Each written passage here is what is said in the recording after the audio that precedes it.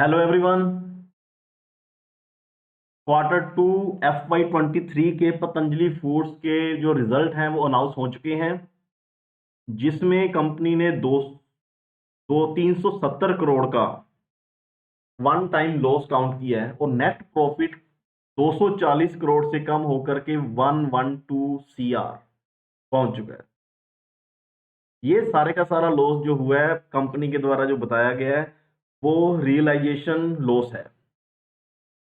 अब ये सिर्फ पतंजलि फूड्स को ही नहीं हुआ, इस सेक्टर में जो जो कंपनीज हैं उन सभी को ही। लेकिन जो पतंजलि फूड का जो फूड बिजनेस है उसमें 25% के मार्जिन, लेकिन पाम ऑयल के मार्जिन कम होकर के 2% रह चुके हैं। अदानी विल्मर, जिसका भी पतंजलि फूड जैसा ही पाम ऑयल का काम है, उसका प्रॉफिट कम होकर के 62 करोड़, जो कि लास्ट क्वार्टर में 170 था, और हाईएस्ट प्रॉफिट था Q3 FY22 में 240 करोड़। अब इन सभी ये सभी की सभी कंपनी रियलाइजेशन लॉस फेस कर रही हैं। जो आइटम्स, जो एसेट्स इन्होंने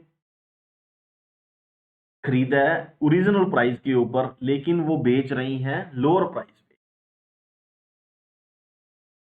अब ये सारे का सारा हुआ है इन्फ्लेशन के कारण और रशिया और यूक्रेन की वॉर के कारण।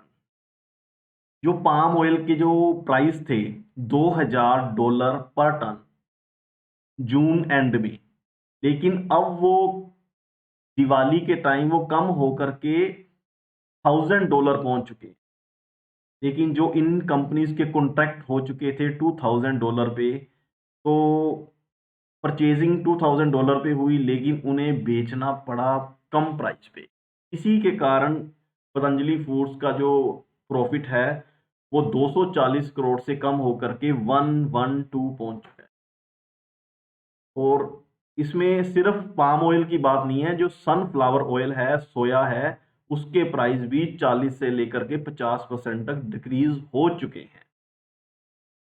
अब जो जो आदमी पतंजलि फूड्स को मल्टीबैगर नहीं मानते और उन्हें इस कंपनी पे डर लग रहा है, इन्वेस्टमेंट किए को उनको अभी ज़्यादा टाइम भी नहीं हुआ, तो उन्हें ना पतंजलि फूड्स बेच करके,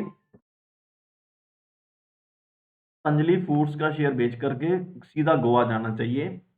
वहां पर डेल्टा कॉर्प के कैसीनो मिलेंगे, इंजॉय करो और रातों रात किस्मत आजमाओ। या तो आर हो जाएगा या पार हो जाएगा।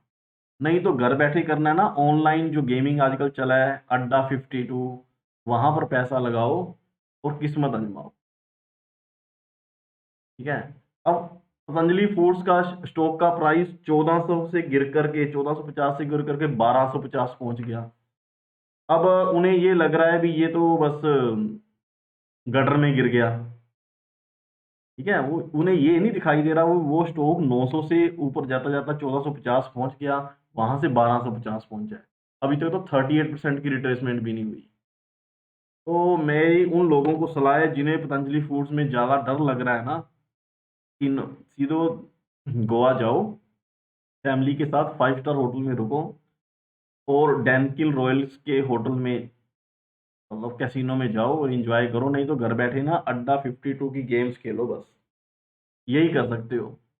अब ये सारी की सारी जो स्टोरी शुरू हुई थी वो रशिया और यूक्रेन की वॉर के कारण हुई थी। उसके बाद आरबीआई ने 190 बेसिस पॉइंट के रेट हाइक किए, क्योंकि इन्फ्लेशन बहुत ज़्यादा हो रही थी।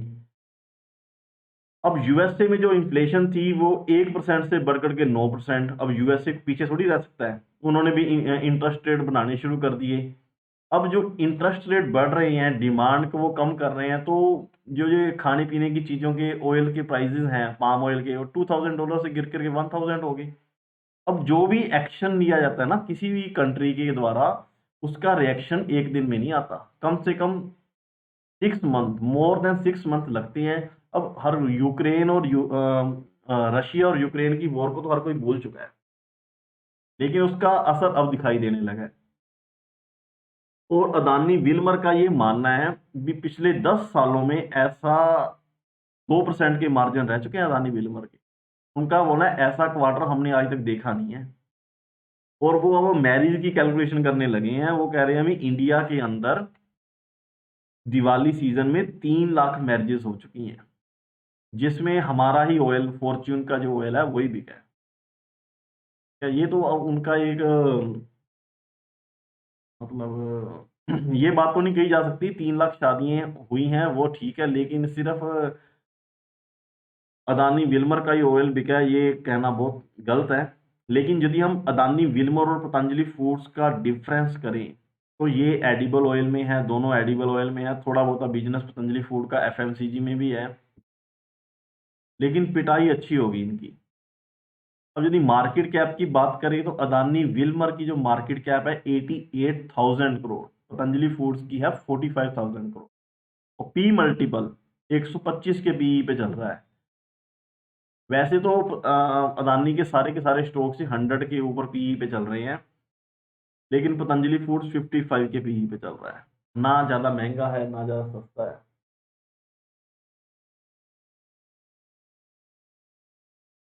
अब यदि डेट की बात करें तो अदानी विल्मर का जो डेट है वो 2600 करोड़ से बढ़कर के 3000 करोड़ हो चुका।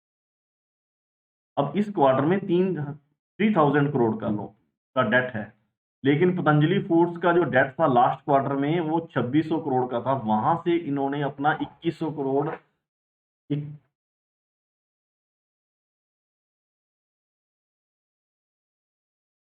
2100 करोड़ इन्होंने अपना डेट कम कर लिया। अब डेट बिल 500 सीआर रह चुका है। मतलब ऑलमोस्ट आप ये मान सकते हो कि पतंजलि फूड्स जो है वो डेट फ्री हो चुकी है। अब यदि ओवरऑल हम ऑपरेटिंग प्रॉफिट मार्जिन की बात करें तो अदानी विल्मर के सिर्फ 4% के ऑपरेटिंग प्रॉफिट मार्जिन है और 3,000 करोड़ का कर्ज है। और पतंजलि फूड्स के जो ऑपरेटिंग प्रॉफिट मार्जिन है वो 8% के हाईएस्ट आफ्टर एक्विजिशन ऑफ रुचि सोया। अब अदानी विल्मर का ये भी मानना है भी पिछले 10 सालों में हमने ऐसा क्वार्टर कभी नहीं देखा, क्योंकि एक आधा क्वार्टर और चला गया ना इनका तो ये तो लॉस में आ जाएगी। लेकिन ऐसा होगा नहीं, क्योंकि ये कॉन्ट्रैक्ट जो है वो खत्म होने वाले हैं, नए कॉन्ट्रैक्ट में ये। लेकिन पतंजलि फूड्स का भी इस बार जो ऑपरेटिंग प्रॉफिट मार्जिन है 2%, दोनों का सेम 2 है। ये चार्ट रहा। ये अदानी विल्मर देखो, ये स्टॉक भी तो 878 से कम और करके 530 अभी 675 के आसपास चल रहा है। और पतंजलि फूड्स जो है वो यहां से चलना शुरू हुआ था 800 से 1450 के आसपास गया। अब जिन्होंने 1300 से ऊपर की बाइंग की है उसमें गलती तो उनकी है। तो ऊपर वाले जो होते हैं ना, जो जो ऊपर के प्राइस पे बाइंग करते हैं वो हमेशा पैनिक में रहते हैं। ठीक है, ज्यादा डर किसी को भी यदि ज्यादा डर लग रहा है ना पतंजलि फूड में, तो चुप कर करके गोवा की टिकट बुक करवाओ, कैसीनो में जाओ और किस्मत आजमाओ। नहीं तो ऑनलाइन गेमिंग खेलो अड्डा 52, पैसे डलवाओ और रातों रात फैसला हो जाएगा कि आपकी कितनी किस्मत अच्छी है। नहीं तो मैं तो इस स्टॉक में के ऊपर पूरे का पूरा बुलिश हूँ।